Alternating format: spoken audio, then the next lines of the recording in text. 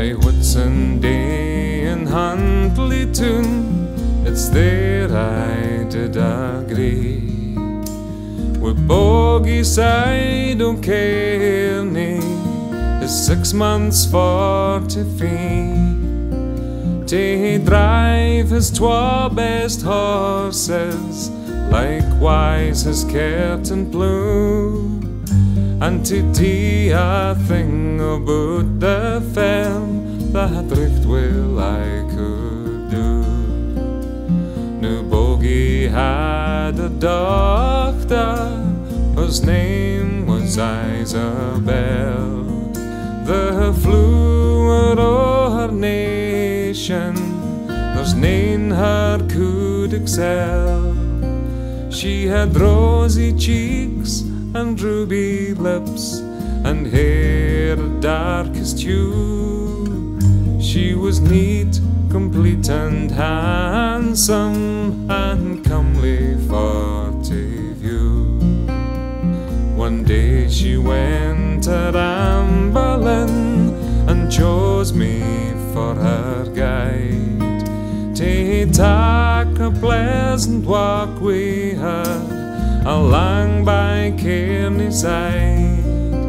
I've slipped my arm about her waist, and to the ground did slide, and it's there I've had my first product with the bell o' Bogieside.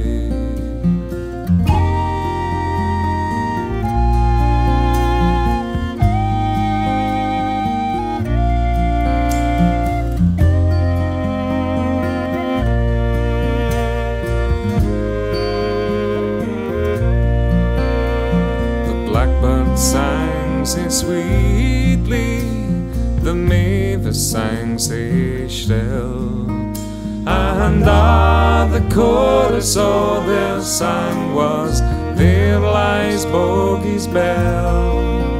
Among the weeds o' Kearney, upon the grassy green, then she and I rose up again, for fear we would be seen.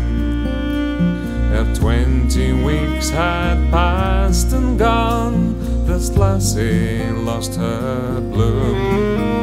Her rosy cheeks grew pale and wan, and she began to swoon. Ere 40 weeks had passed and gone, this maid brought forth a son, and I was quickly sent for to see what could be done. Old Bogie heard my story and cried, I am undone. Since ye beguiled my doctor, my sorrows are begun. I says, old man, you're fairly wrecked, and I hung my head in shame. I'll marry Bell the morning, I'll give the bear my name.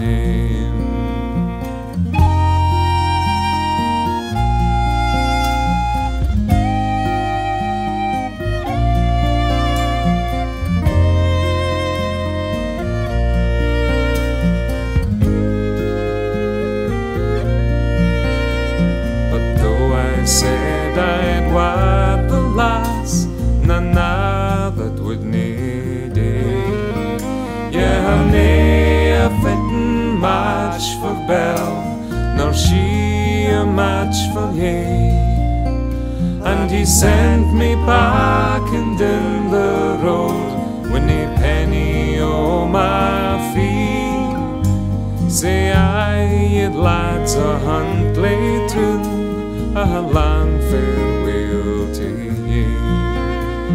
And now she's married with a tinkler lad, whose name is Suitor John. He hawks his pans and ladles around by Foggy Lawn, and maybe she's got a better match, old Bogie cannot tell. But it's me was ta'en the maid.